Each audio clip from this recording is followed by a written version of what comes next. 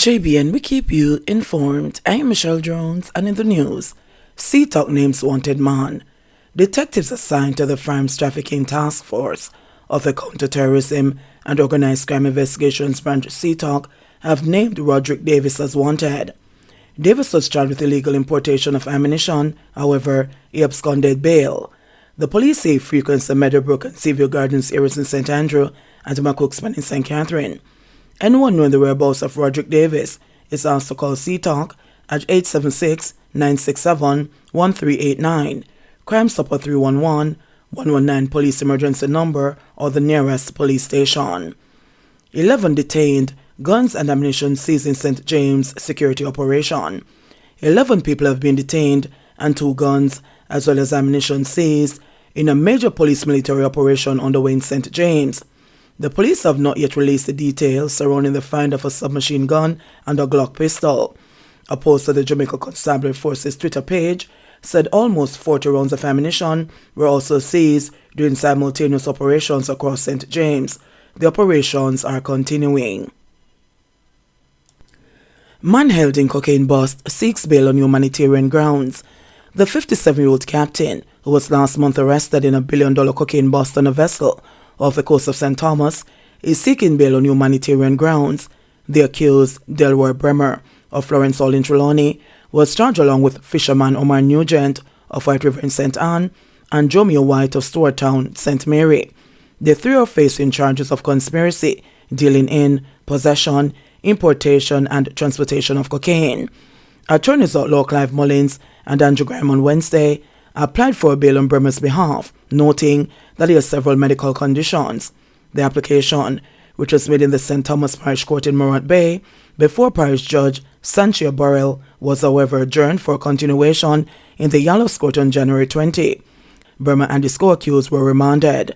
No bail application was made for the 2 fishermen on Wednesday. However, their lawyer Keith Bishop signaled that he intends to apply for bail on the next occasion. According to reports, the men were arrested on December 26, 2022, when the Jamaica Defence Force Coast Guard intercepted the vessel and seized several knitted bags of white powdery substance resembling cocaine. The substance reportedly weighed 521 kilograms and had an estimated street value of $1.3 billion. It is believed that the cocaine was coming from Colombia. American fugitive held in Manchester extradited. An 18-year-old American who fled to Jamaica to avoid charges of attempted murder, conspiracy to commit murder, robbery, assault, criminal possession of a weapon, reckless endangerment among others, has been extradited. Matthew Joel Pinnock, who was wanted in New York, was arrested during a pre-dawn operation carried out by members of the Jamaica Fugitive Apprehension Team and the Special Operations Team from Counter-Terrorism and Organized Crime Investigations Branch Sea-Talk in the Greenville community of Manchester on Wednesday, November 23, 2022. It was understood that the police team, who were acting on information, went to a 2-story concrete structure dwelling in Greenville where the house was searched and Pinnock was found hiding. He was subsequently taken into custody without incident and transported to the Kingston Central Police lockup pending his extradition hearing. A provisional warrant of arrest under the Extradition Act of 1991 was executed on him, and he appeared in the Corporate Area Parish Court where he was ordered extradited. Pinnock was escorted out of the island by American law enforcement agents on Wednesday. Millions missing from Usain Bolt's account at investment firm SSL. A probe has been launched into millions of dollars reportedly missing from an account belonging to sprint legend Usain Bolt, a Jamaican investment firm Stocks and Securities Limited SSL. The sports star's manager Nugent Walker confirms SSL has reportedly called in the police. Walker said that the former athlete became aware of the discrepancies with his accounts on Wednesday. Other relevant steps have been taken to come to the bottom of this, he stated, informing that the Financial Investigations Division and Financial Services Commission are among the entities to which reports have been made. Noting that the investigation is still going on, Walker said he was unable to disclose the sums involved or the time period covered by the investigation. He's been with this entity over 10 years. His entire portfolio has been reviewed, Walker said. According to a source, a former employee at SSL has been implicated in a massive fraud at the entity, including the missing sums from Bolt's account. Attorney at law Tamika Harris, who is representing a former employee at SSL, would say very little about the matters involving her client. My client is in discussion with SSL and the lawyers representing SSL, she said. She said these discussions started about 2 weeks ago. A relative says woman who drowned in St. Elizabeth had wandered off.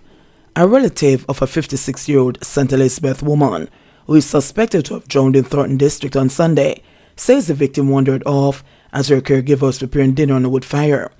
Relatives named the deceased as Rosemary Powell, a resident of Whitehall near Kompong.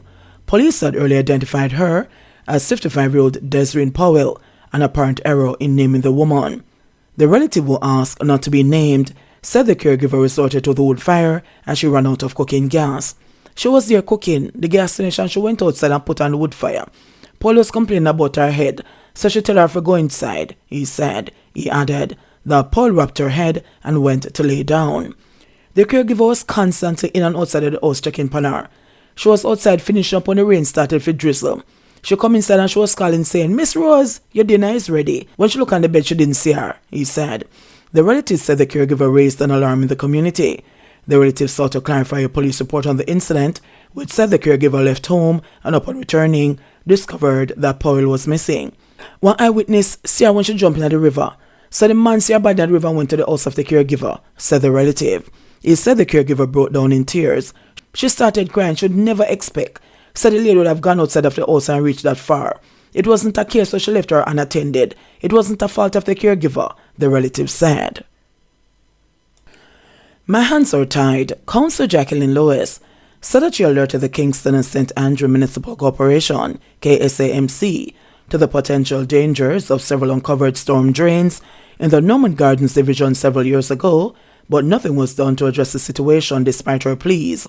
The councillor on Tuesday said that after submitting a list of the problematic areas and not seeing any action being taken by the KSAMC, she urged the National Works Agency NWA to cover the drains. The situation was thrust into the spotlight this week after dashcam footage emerged showing the moment when a visually impaired man fell into one of the drains at the intersection of Homestead and Windward Roads in East Kingston, resulting in injuries to his face. As many people called on Lois to ensure that the situation is addressed soon, she said that the matter was out of her hands, as the KSAMC has repeatedly told her that the NWA is a responsible agency.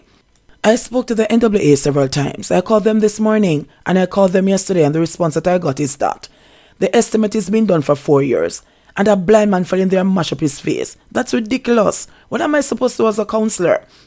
My hands are tied, she said on Tuesday, immediately after the KSAMC monthly sitting.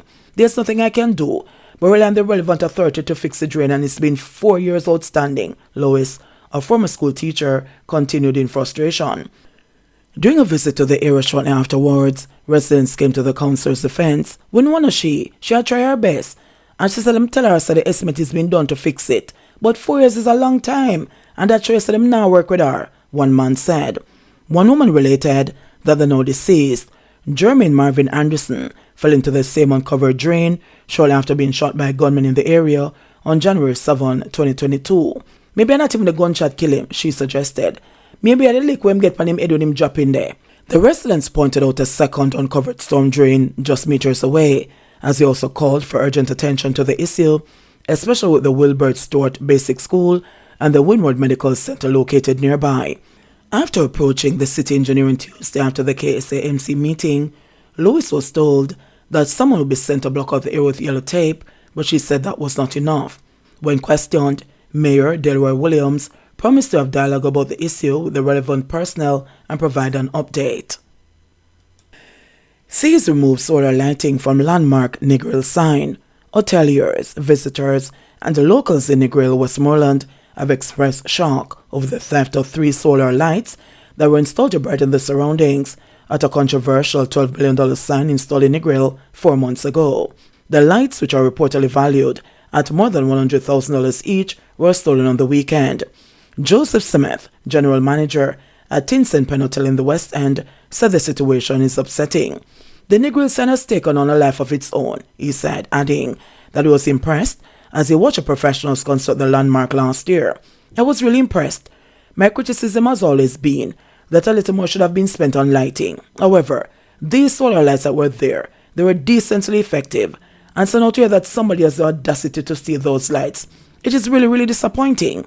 He called on the police to investigate what he believes might be becoming a trend, as a number of street lights installed by the Westmoreland Municipal Corporation in the same area were also stolen shortly after being installed. Richard Wallace, general manager of Boardwalk Village Hotel, also expressed disappointment that while efforts are being made to strengthen the tourist product, vandals are hindering the progress. I was told that it was somebody who used a bucket truck to save the lights. That means that it is not somebody who is hungry or somebody who needs to do this, because if you have access to a bucket truck to do this means that you're not hungry, and that makes it worse. That means that you're definitely trying to destroy something good, Wallace said. He noted that the sign promotes Negro and Jamaica in general, noting that the project was funded by taxpayers. On Wednesday, a newlywed couple also voiced concern as they stopped by the area for photos. Mrs. Stewart said that while the moment for them was a very happy one, having heard of the vandalism, their spirits were dampened somewhat. The sign was unveiled in September 2022 by Tourism Minister Edmund Bartlett, triggering debate over the $12 million cost of the project. It has since become a landmark and continues to be used daily for photo and video shoots. Some gold hunting residents not giving up hope.